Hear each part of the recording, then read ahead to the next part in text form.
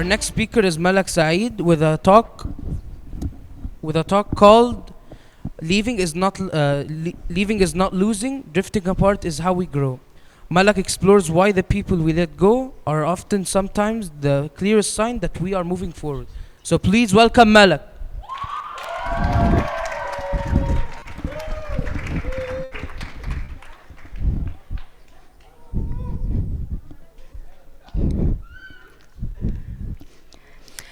The more people you let into your life, the more they can just walk right out. That line is from the movie To All the Boys I've Loved Before, and the first time I heard it, it stopped me.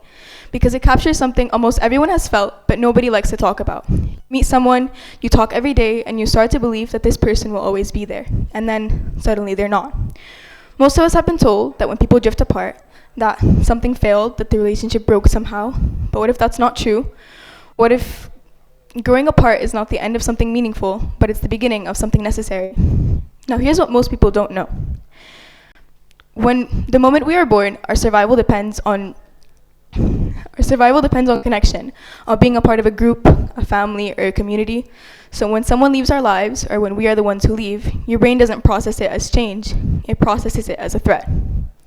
Psychologists who study loss and attachment explain that social separation activates the same neural pathways as physical pain.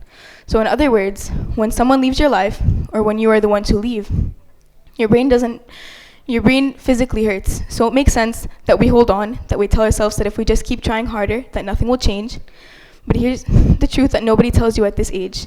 People are not meant to stay the same, and neither are you. A few months ago, my entire life changed. I moved from the United States to Egypt, and before that, my life was predictable.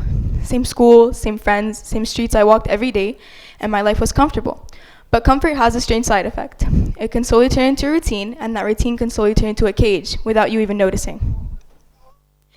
Then suddenly, everything shifted. New school, new friends, new culture, new language around me. And the hardest part of all was leaving behind all of my friends who had been a part of my life for years. At first, it had felt like loss, pure loss. Phone calls became rare, group chats went silent, and the jokes that once made us laugh didn't land the same way over text. At first, I thought that I had failed somehow, that real relationships aren't supposed to fade. But eventually, I realized something that changed how I viewed every relationship I've ever had. We didn't grow apart because the friendship failed. We grew apart because life was moving us forward. I want you to picture your life in one room. It may be a beautiful room, comfortable, familiar, safe, but no matter how nice it is still only one room. Now I want you to imagine leaving that room and discovering a whole house you never knew existed.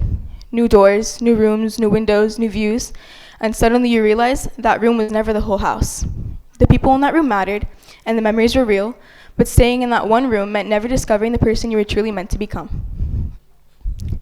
I want you to think of a relationship or a friendship that slowly faded, someone who you used to talk to all the time, who you barely speak to now.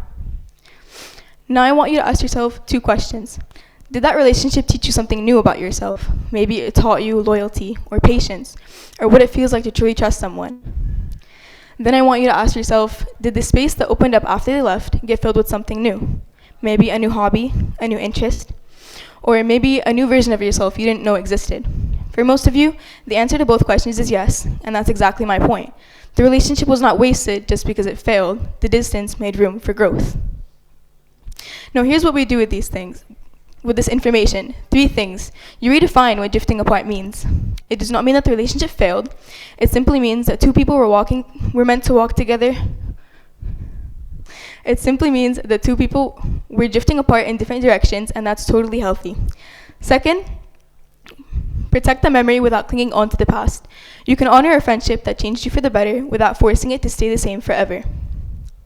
Then step outside of what is familiar into what is uncomfortable. Today, more young people than ever are experiencing transitions, moving countries, changing schools, moving cities, and watching friendships fade as life pulls them apart in different directions. In the middle of all that change, it's easy to feel like something is being taken away from you. Remember what I learned the hard way. Every major discovery in life begins when someone stepped outside what was familiar, and every new version of yourself begins when you let go of the person you used to be. So if life ever pushes you forward, to move schools, to change cities, to leave behind the people that you love, don't always see it as the end of something, because maybe drifting apart isn't always negative. It simply means that 2 people were meant to walk together for a chapter, but not the entire book. And maybe the most important thing you'll remember is this, that leaving is not losing. Sometimes it's the beginning of the person you are meant to become. Thank you.